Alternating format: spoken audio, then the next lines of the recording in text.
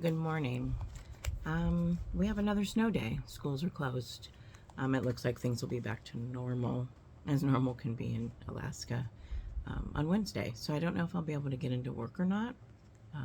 Again, if you're following me, I currently don't have a vehicle um, that's available to me. My truck's four-wheel drive doesn't work. I have a devotional. I used to read this one. A friend gave it to me.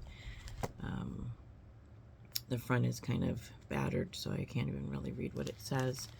But this is really good. Mistaking symptoms for the cause. There's no cure for the common cold, so when people get sick, they mainly look to survive the symptoms. As long as they're not overcome with coughing, sneezing, and blowing their nose, they make an attempt to function. Too often, with our emotions, our spiritual wounds, we mistake the symptoms for the cause and try to address only the surface of things. We're constantly irritated with our children, not realizing the impact of our father's anger towards us. We're less patient in our second marriage, not understanding that we carried the wounds of the previous marriage into the new. We suffer from chronic anxiety, yet our restlessness is caused by hurt from long ago.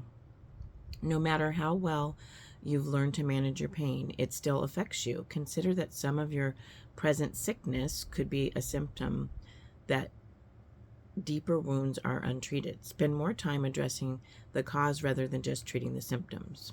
And the verse is 1 Samuel 16:7. But the Lord said to Samuel, do not consider his appearance or his height, for I have rejected him. The Lord does not look at the things people look at. People look at the outward appearance, but the Lord looks at the heart. So I just thought that was really good, because I know that even I struggle with, some of my emotions and my hurts and things, and it's easier to maybe stuff it with whatever. Maybe you have issues with food, and I know that I struggle with food issues. I really like sugar. I like, treats. And in the wintertime, I really struggle with wanting to munch and crunch and just, eat with really not thinking about it. Maybe you're bored. It's a way to pass time. And, you like the way food tastes. And so I know that I struggle with that. But I guess, just really stop and just ask the Lord, am I missing something? Am I not addressing a pain or something that happened to me as a child, something that happened to me with a brother or a sister or a mom or dad or an uncle or an aunt or a friend, and you just you're not addressing it. You're doing other things to other people that you don't and didn't like when it happened to you, and you might not even realize it, because you're dealing with a wound, a very deep wound inside. And you might be blinded from that. You might not realize that that's what you're doing. And it is hurtful to the other person, and hurtful to yourself. You really want to be able to heal. And maybe it's not always an option for you to go to counseling or seek, other people's advice. I have done a little bit of counseling, and really, I don't know. I did have some breakthroughs, but it was just interesting. I think I talked to maybe 3 different counselors, and then there was a fourth one, and this person just completely was not, I don't know, just not the right person. And then I really had to choose Jesus to be my counselor. And so I just talked with him about everything. And it really made a difference for me. I really had to choose to lay it out there. Like, he already knows. He already knows what's in my heart. He already knows what I've been through. He knows the losses that I've had. I think I've mentioned it before, but when I was 22, I was pregnant with twins, and I lost them at 23 and a half weeks. I went into preterm labor. And, that's a really huge thing when I think about it now. I was so young, and to just have such a big loss in my life and really not understand how that really would affect my life and really affect my marriage and my family. I really thank the Lord that he has completely healed me And I do know that the twins are in heaven and they're up in heaven with my mom. Am I sad about it sometimes? Yeah, probably. I don't cry all the time about it. I don't even think about it all the time. Um, I really know that God healed me from that wound because I really had to address it and I had to bring it to Him. And it really took a long time for me. Definitely the first 10 years was hard for me. And then there was more process. And I think that I wasn't, present for my sons because of that. You struggle with that. And I know I wasn't present for my husband. And I know that's hard when you feel like somebody's in your life, but they're not there. And that can be so hard and so lonely. And so I really have apologized to my family, to my sons and my ex-husband about these things. It really just broke my heart that I wasn't there for them. And I hope they know that. I hope they know that, I'm not the same person I used to be. I just really appreciate what the Lord has done in my heart and how He's helped me to come to Him with all of my wounds and all of my sorrows over so many things. There's so many losses in your life, and it's not always, that somebody dies or I don't know, like, when you lose something, you could lose a favorite thing that you have, a treasure, and that can really be impactful too. And you can lose friends that you may have known for, years or decades, and that can be really devastating because they're part of your life, and then all of a sudden they're not.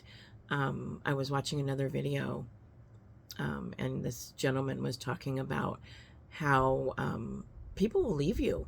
There's nobody in this world that couldn't just up and leave at any moment. And he was experiencing that in his life with his ex-fiance, and he has a daughter. And, he has learned that when he hit rock bottom, that basically you have to rely on God because He is the only one that won't leave you. We leave Him.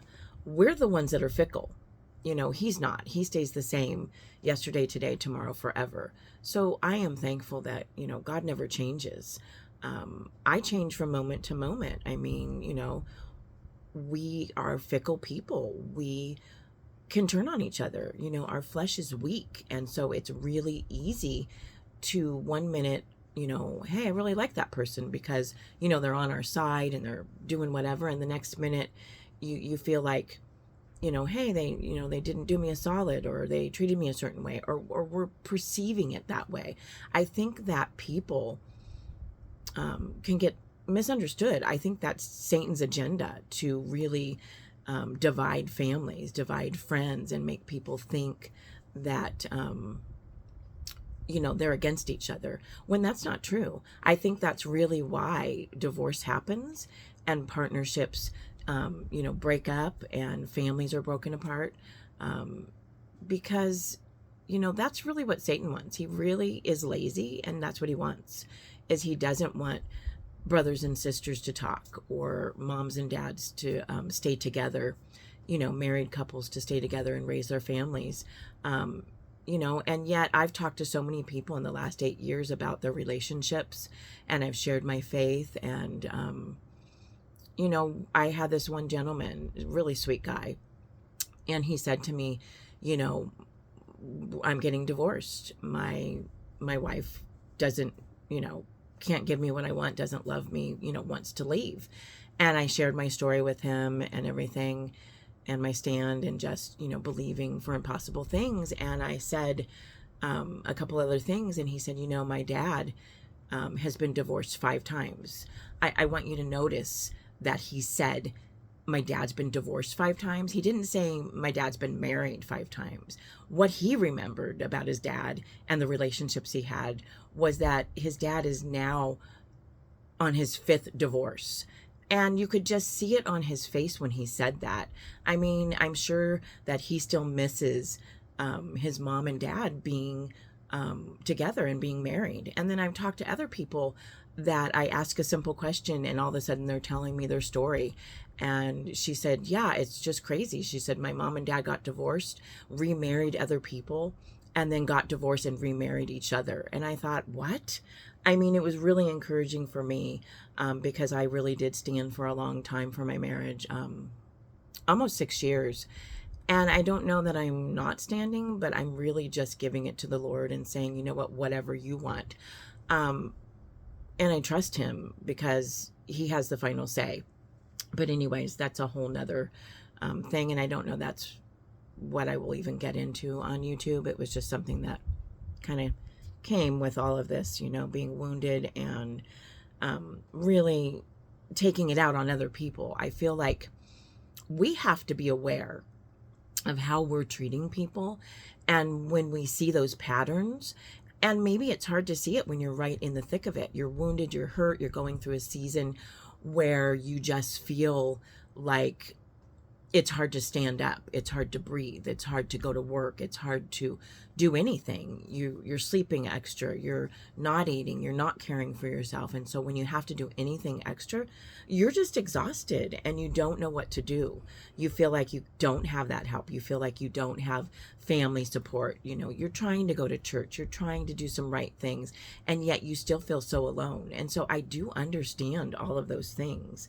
And so I don't want to like make this too much longer, but I just wanted to share that you really have to talk to Jesus about your wounds, your childhood wounds, why you're not talking to your brother, why, you know, you had a divorce, what is going on in your life that's causing these things, and do you need to say you're sorry to somebody, or write that letter, and maybe you don't send the letter, but you just write it out or you journal it. Maybe you do make that call. Maybe you just talk to Jesus and say, I forgive myself and I forgive that person for hurting me. And then do you go forward with that relationship? Or, you know, is that something that's not going to be a part of your life?